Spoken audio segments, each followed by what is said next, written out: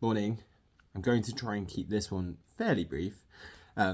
It's about religiosity in the church and in the world, and what Christianity really is, but what it has become. So, what it has become is a performance to appear outwardly godly so that one can be self-righteous and appear to be humble, truthful, loving, caring on the outside, but inwardly the heart is full of bitterness, hate, shame, anger, regret, unforgiveness, etc., etc. So Jesus comes against this aggressively, and he's coming against the Pharisees. The Pharisees are the religious intellectuals who stand at the front of the synagogues and repeat long wordy prayers, wearing their robes and fasting, giving tithes in public to be seen by men, but not by God. And Jesus says they have their reward. Their reward is on earth, the flattery from the people around them that frankly they don't care about. But true love, which is what God is and what Jesus asks of us, is, as according to John 15:12 and 13, this is my commandment, that you love one another as I have loved you. Greater love has no one than this, than to lay down one's life for his friends. So it's a somewhat sacrificial act, and the sacrifice is in terms of yourself, your resources, your time, your energy, maybe your peace, and perhaps in the most extreme cases, your life. And I'm just going to go to Matthew 15. So there's a section at the very beginning. Defilement comes from within.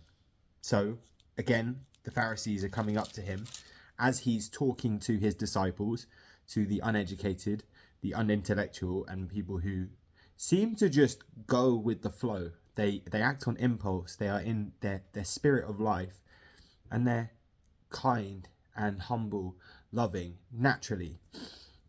The Pharisees, they've become so intent on being intellectual, wordy, sophisticated, academic, that they can no longer see the wood for the trees. For the kingdom of God has disappeared from their vision, because Jesus only allows those to see if they are willing to humble themselves to the point of a little child. So this passage, I won't read it, but it's going into that. And he repeatedly says, not only in Matthew 15, but there's a big, long attack on the Pharisees in Matthew 23, where he's saying, the outside of your cup is clean, but inside you are full of deceit, etc., etc. So they're hypocrites, and he can see inside. Others, maybe not so much, unless they have the spiritual discernment given by God. And I'll finish on this. Luke 17, verses 20. Now, when he was asked by the Pharisees when the kingdom of God would come, he answered them and said, the kingdom of God does not come with observation, nor will they say, see here or see there, for indeed the kingdom of God is within you. So again, the Pharisees are asking for signs, for intellect, for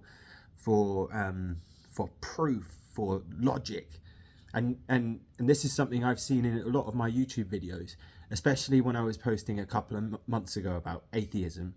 If you're curious and you're still watching this video now, go back to crying over Jesus and can you truly be atheist, and look at the comments that are, tell me a sign, show me a sign, I need to see the proof.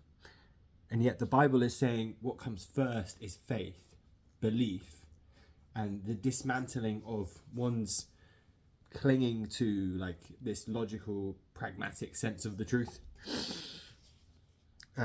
So going back to religion is this, it's taken the love of God, which comes from faith through the heart, which is seeing the world through the spirit, not through the eyes and not in a logical or pragmatic sense, but it's all about feeling and sensing. So it's having these spiritual antennae. The church, the traditional church, has taken this book, dissected it, butchered it within an inch of its life, created all of these arbitrary hymns, rules, prayers. You must turn up at this time, you must behave this way, you must.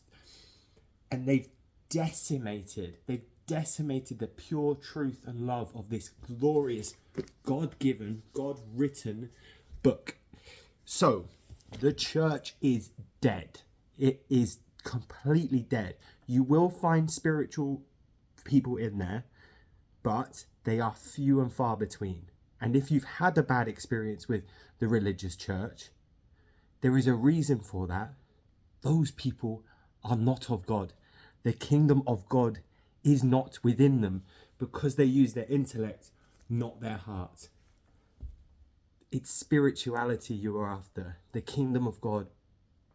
And Jesus is there as long as we humble ourselves.